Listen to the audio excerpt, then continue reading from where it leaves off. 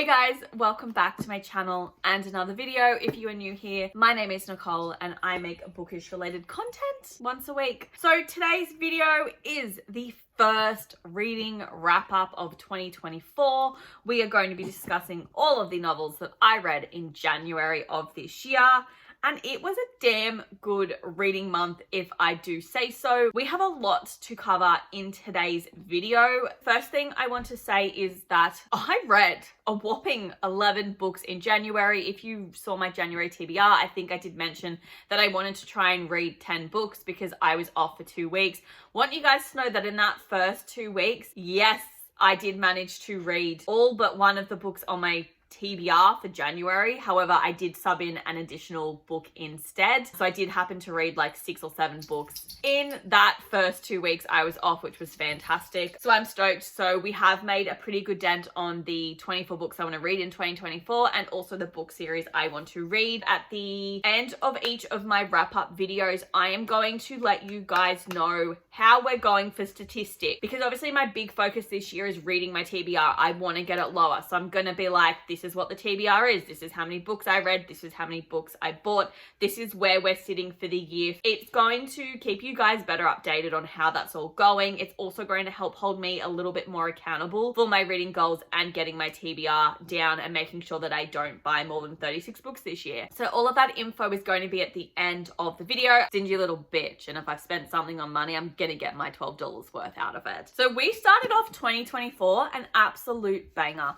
because the first book that I picked up was If the Shoe Fits by Julie Murphy, and straight off the bat, 5-star read. I was obsessed with this. I thought it was brilliant, to the point that I didn't even think I'd finish this book, and I was already Googling to see if there were any others in the series, and I've discovered that there's at least another 3. One of them is Kiss the Girl, which I was already aware of, but didn't realize it was part of this series, which focuses on Ariel, so you best believe I'm going to be picking that up. There's also By the Book, which is the Belle version, and then also Tangled in You, which is the new one, which focuses on Rapunzel. And basically, you just knocked all of my favorite Disney princesses out of the parks with these 4 books. So yeah, I'm gonna read them. Let me rewind a little bit and tell you what the hell's going on. So the Are Meant to Be novels are reimaginings of the classic Disney fairy tales.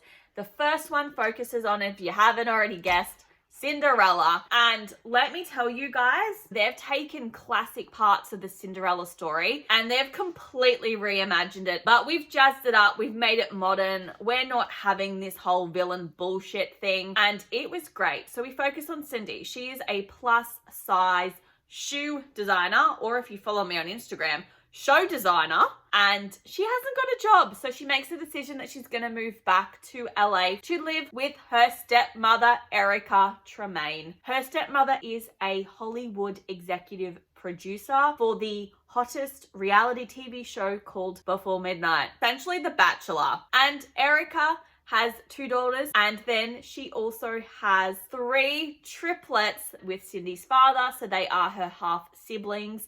The triplets are named after the 3 mice. So we've got Gus, Mary, and Jack.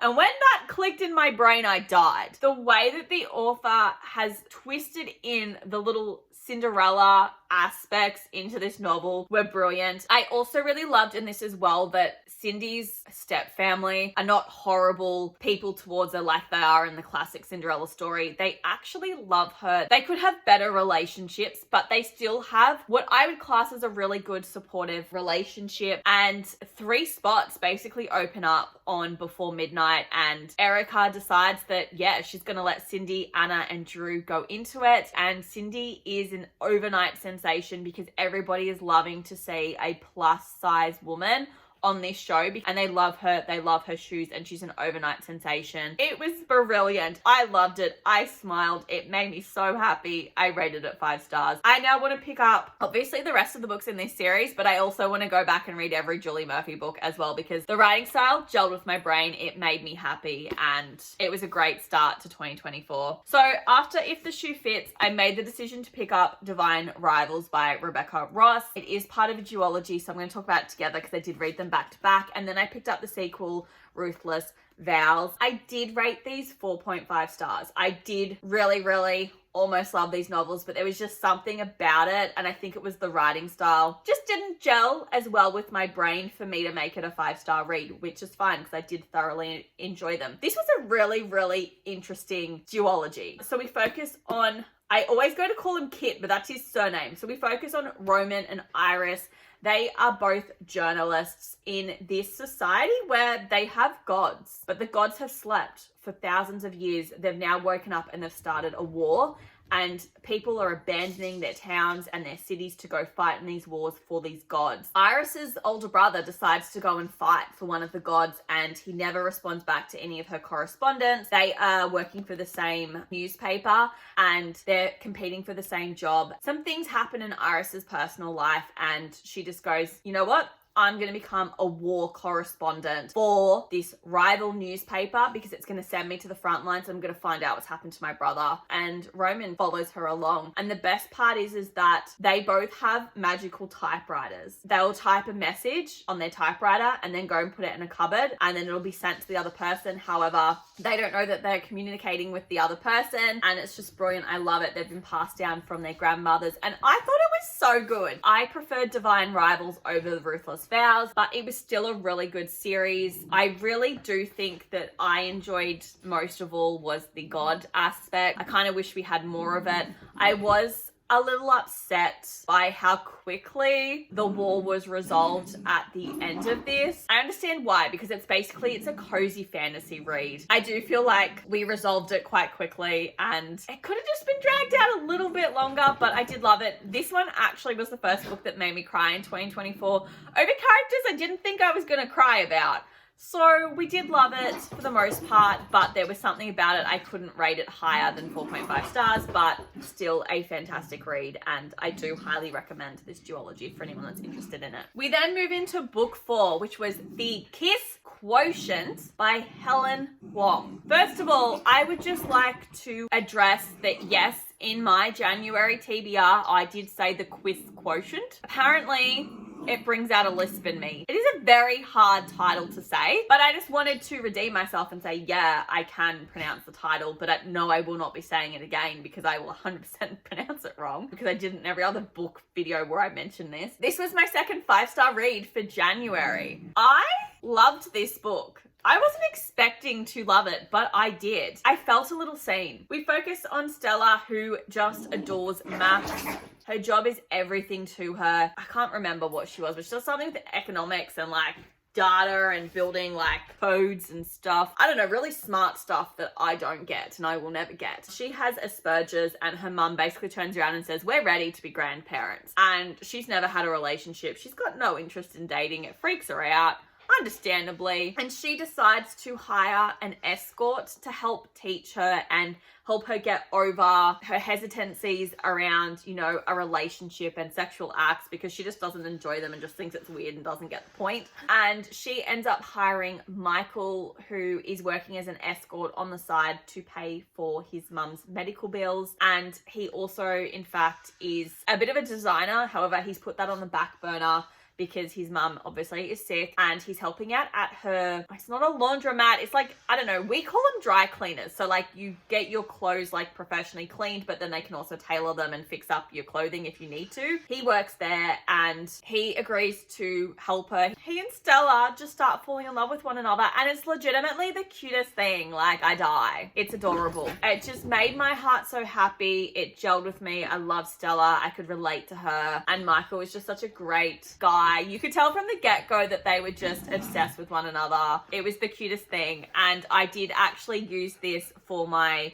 Speak Now Taylor's Version reading challenge for the Sparks Fly prompt. I did tick this one off with this novel, but yeah, 5-star read. I love it. I've actually put the rest of Helen's novels down to pick up because I didn't realize it was like the first in a companion series. I'm also wanting to get special edition, the Afterlight editions by Illumicrate. But yeah, 5-star read. I loved it. I thought this was fantastic and it made my just life reading it. Book 5 is a book that I borrowed from a work colleague and it is The Coffin Confessor by Bill Edgar. I will stick up a photo of it. I've actually just returned the book back to my colleague. This was a very unexpected read. I should have read the blurb better to realize that it was actually more of a memoir than like a, hey, this is how I became the coffin confessor. No, this is my entire life story. And if I had read the blurb, I would have been aware of the abuse that he suffered as a child, and I would have been mentally prepared to read it, whereas I was reading it and then just had to stop and pause and go, did I just read what I think I just read? And then went to the blurb and realized, oh yeah, this is what this book focuses on, because it's quite confronting. But we basically follow, he is an Australian, he is a survivor of childhood sexual assault, he's wound up in jail, he is a father,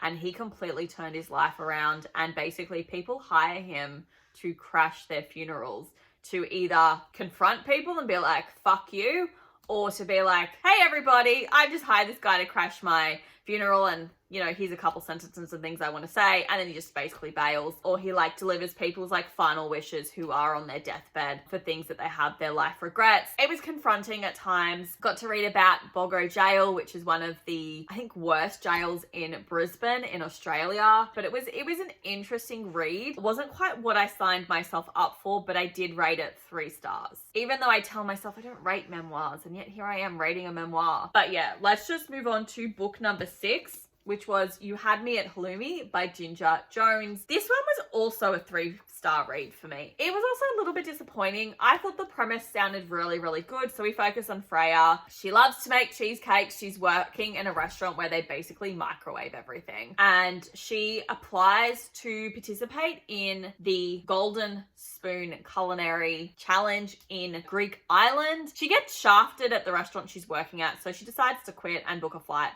to Cyprus and participate in this culinary challenge. Also at the same time, she breaks up with her unsupportive boyfriend, which we love. And then the rest of it just takes place in Cyprus, and it just didn't really care. Like, I lost interest. Like, I probably wouldn't pick up another book by this author. I did see she had another one, and it just doesn't interest me. There was just something, I just don't think I gelled with the writing style. There was also like sabotage going on in the culinary challenge as well, and I just didn't care about really anything in this book, so it was like quite a disappointing read for me. And to be honest, I did use this book in my Speak Now Taylor's Version reading challenge for the Last Kiss prompt, which was like a book that disappointed you, or a book that didn't meet your expectations. This was just a very meh read for me, and I didn't really enjoy it. I didn't care for Freya. I also didn't care for Xanos, who was the guy she was dating. I think, to be honest, the only thing I cared about was the sabotage going on in the cooking thing, and the rest of it I just didn't care about. And then we found out who it was, and I'm like, that was just not that great. So it was just meh,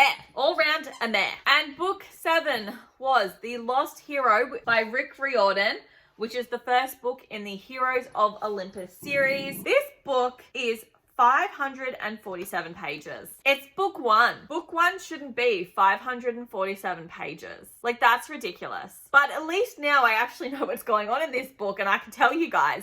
So we are focusing on whole new demigods. We've got Jason, Piper, and Leo. We basically start with them on a school trip. Jason wakes up, lands in this school bus, and he's like, who the hell am I?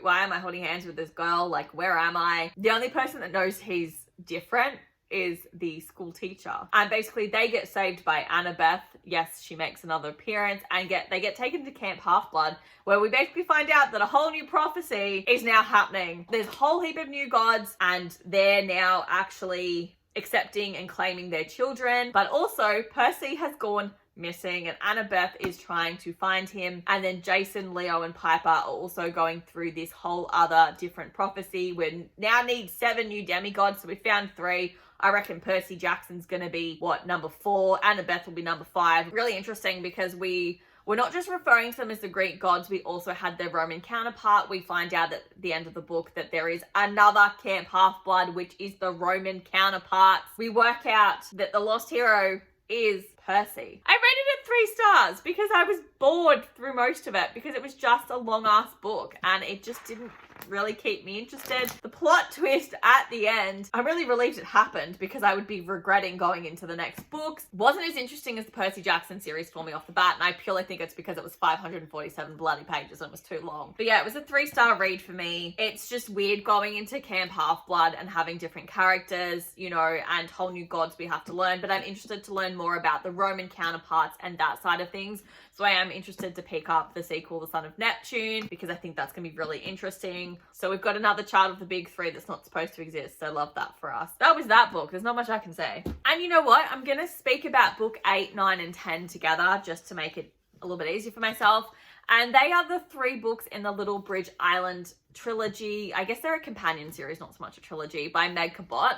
The first novel is No Judgments. Then we go into the sequel, No Offense. And then the third and final book is Meg Cabot. So these 3 books were all 3.5 star reads for me. Didn't enjoy them as much as I thought I was going to. If you follow me on Instagram, you'll know that I'm a little annoyed by these books because the blurbs are quite misleading. Especially in this one, like we're told that there's a hurricane and that the main character, Bree and Drew, are going to be reuniting pets. Okay, so maybe I misread the blurb now that I'm reading it, because it says, she realizes how many islanders have been separated from their beloved pets by the hurricane. I made the assumption that they got separated, not so much that they abandoned their pets at home. Now it's up to her to save them, which did happen, but I misinterpreted it and thought that they were reuniting it. But I'm still annoyed with this because 150 to 200 pages is just the lead up to the hurricane coming. The hurricane doesn't start until 3/4 of the way through this book, and then we spend the last 100 pages finding the pets and helping to save them. Like, that's misleading. Like, that annoyed me. I didn't really like Bree or Drew that much. They weren't very likable. Didn't really enjoy it. We then went into No Offense, which focuses on Molly, who's the librarian, and then also John, who is the sheriff and Drew's cousin. So I really liked that in No Judgments, they introduced us to John. That was cool. Molly finds a baby in a library, obviously calls the police. John rocks up. She doesn't like him. She thinks he's arrogant. He didn't come across that badly in the interaction. I just think she's stuck up and needs to chill out. I feel like we were trying to create tension where there was absolutely no tension at all. And they work together to find like the baby's parents. That's solved really quickly. We then have this whole other subplot of these entitled little teenagers who are rich, breaking in, living in people's houses, and then moving on but trashing the joint. Also a 3.5 star read. Didn't really vibe with it.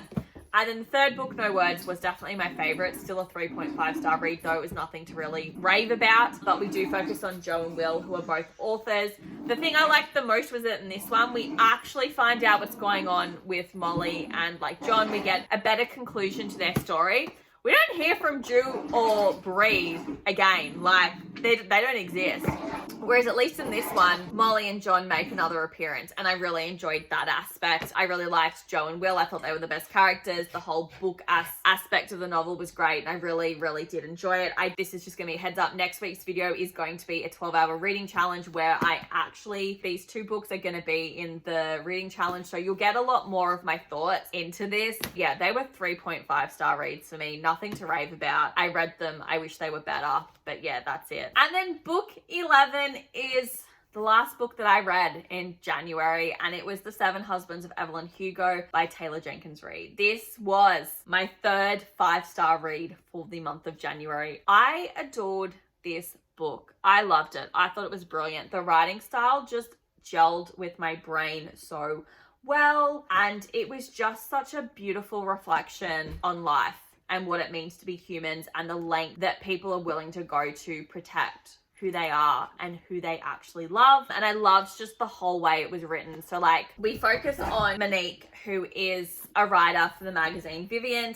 And then obviously we have Evelyn Hugo, who is a 1950s Hollywood glamour actress, and she has been married 7 times. She's donating to charity 12 of her most popular gowns, beautiful gowns that she wore to premieres, Oscars, etc. And they're auctioning them off to raise money for breast cancer awareness, which killed her daughter at the age of 41. And she basically wants Monique to write her memoir, but she's not allowed to publish it until after she's dead. And the book was split into 7 parts, and each part was about her meeting each husband and why she married them. I don't want to like give away, you know, the real love of her life. It was just so beautifully tragic and just sad, and just like, love is love, you know, just let people love who they want to love. Let's stop being judgmental little fucks. Life is hard enough without making things worse for people. It made me cry. This is also going to be in the reading challenge that is coming, but I don't want to say too much, but it was 5-star read. I loved it. It gelled so well with my brain. The final plot twist, I was just too emotionally drained to actually have the jaw on the floor moment. But but it was brilliant. I loved it. I want to pick up the rest of Taylor Jenkins Reid's novels. Not going to be this year. I'm still trying to like put into words what this book did, but I think I'm going to be thinking about it for a really long time. And if you're contemplating picking it up, please, for the love of God, do. It is so worth it. Okay, so they are the 11 books that I did read